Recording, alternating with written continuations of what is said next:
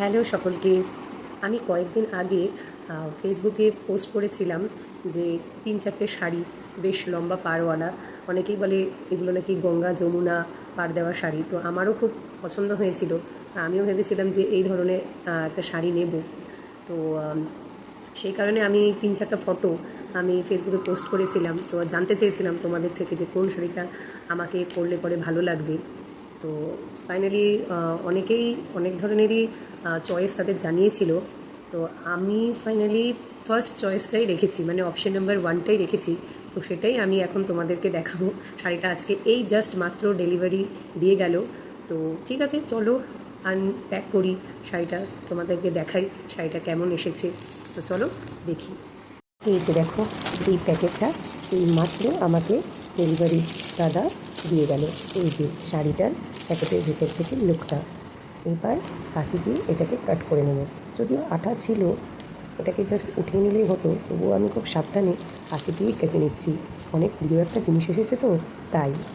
এই শাড়িটা আমি মিশো অ্যাপ থেকে নিই। এর আগেও আমি মিশো থেকে অনেক কেনাকাটা করেছি। এদের প্যাকিং সিস্টেমটা খুব ভালো।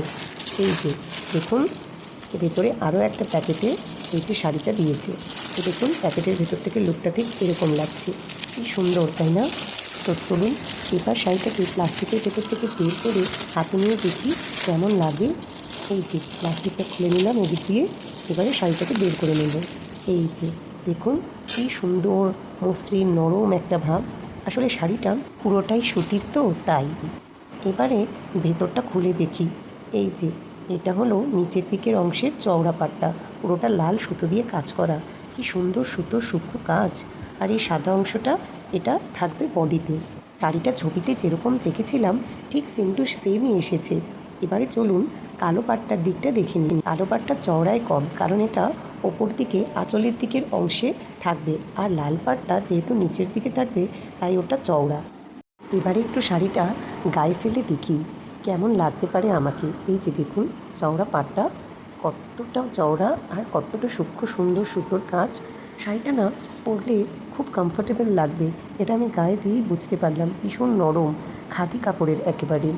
এই যে ঠিক লুকটা এই রকমই লাগবে। ওপর দিকটা কালো পাড় আর নিচ দিকটা লাল পাড়। পরে অবশ্যই আপনাদেরকে আমি ফটো তুলে ফেসবুকে পোস্ট করব। তো দেখলি শাড়িটা, তো এই শাড়িটা আমার আরও একটা কারণ চয়েস করার পিছনে, যে শুধু যে আমার গঙ্গা যমুনা পাড়ের শাড়ির কালেকশন ছিল না তার জন্য না। এই যে শাড়ির যে এতটা এই যে চওড়া পাড়টা, এই পাটটাই আমার মূল আকর্ষণ এই শাড়িটা অর্ডার করার জন্য। কারণ আমার ঠাম্মার কিছু শাড়ি আমি এরকম মানে দেখেছি যে তখনকার সময় এত লম্বা এরকম পাড় দেওয়া শাড়ি আমার মনে আছে যখন আমি ক্লাস 9-10-এ পড়ি, তখন সাংস্কৃতিক অনুষ্ঠানের জন্য আমার মা আমাকে ওই শাড়িগুলো আমাকে দিতেন পরতে। মা খুব যত্ন করে রেখেছিলেন। যাই হোক, একটা শাড়ি বেশি বছর তো আর থাকে না, আস্তে আস্তে ভাজে ভাজে অনেক সময় নষ্ট হয়ে যায় যতই মেনটেন করি আমরা। তো সেই একটা স্মৃতির থেকে বলতে পারা যায় যে আমি এই শাড়িটা আবার অর্ডার করেছি। আমার স্পেশালি এই পাড় আর এই সুতোর কাজ যেটা তোমরা দেখছো, দেখো কত সুন্দর। আমি সেই কারণে এটা অর্ডার করেছি। দাম কিন্তু সেরকম কিছু না, এটার দাম মাত্র 400 টাকা।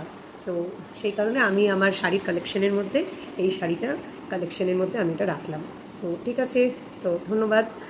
আমার ব্লগ দেখতে থাকো, আর আমার প্রোফাইল ফলো করলে আরও নিত্য নতুন অনেক সুন্দর সুন্দর ব্লগ তোমাদের সামনে আমি তুলে ধরবো। তো আজকে আসি, টাটা, সবাই ভালো থাকবে।